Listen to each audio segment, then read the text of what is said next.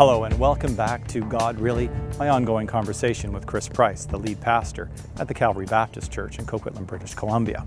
Let's try something. Okay, ready? I want you to think of a card, any card at all, but not the ace of spades. If you're like most people, you actually thought of the ace of spades. Some of you may have gone on to think of the jack of hearts or other cards, but that's not the issue. The majority of you actually thought of the ace of spades. And you do that because you're actually conditioned to think of that. When I was younger, I spent many years as a magician, 6 years as a pro actually, and I played for hundreds of thousands of people. And I was always amazed to see that how easily the human mind is duped and fooled, mine including. I mean, I love magic. I would be fooled all the time. But my point goes to this. The resurrection, did it really happen?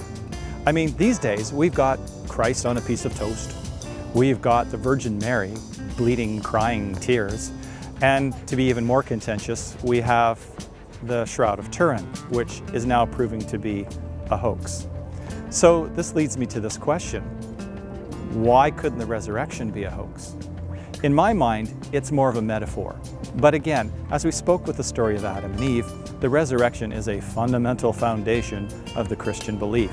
So if you don't believe it happened, well, you're not allowed in, for sure. It makes sense.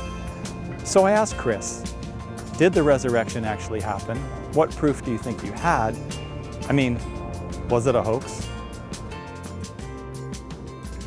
The nature of the claim was such that they couldn't have been deceived for long because it had to do with a physical resurrection and an empty tomb. And they were living right around in that area. And really, I think the best explanation for the empty tomb and the birth of Christianity and the transformed lives of the disciples is that God did something remarkable. He raised Jesus from the dead. And given the context of Jesus' life, the radical theological claims hinting he was God in the flesh, the miracles he performed, acknowledged by friends and foe alike, you would expect perhaps if he died something remarkable might happen afterwards. And so the resurrection then becomes kind of God's stamp of approval on the life and the ministry and the teachings of Jesus. And that's the difference. It's not just a set of teachings. It's not just a philosophy. Like Buddhism could live and thrive and do well if Buddha never existed. It doesn't matter. Christianity is not like that. It hinges on God's actions in history. That Jesus died. And here's another thing. I mean, died for sins. They would have never believed that unless something happened. Right? Why would they, unless God had raised Jesus, that whole theological grid wouldn't make sense apart from a resurrection. So Paul says, if Christ hasn't been raised, your faith is futile, you're still in your sins. And so Christianity is not good advice, it's good news, and that good news centers on a death and a resurrection. And apart from that,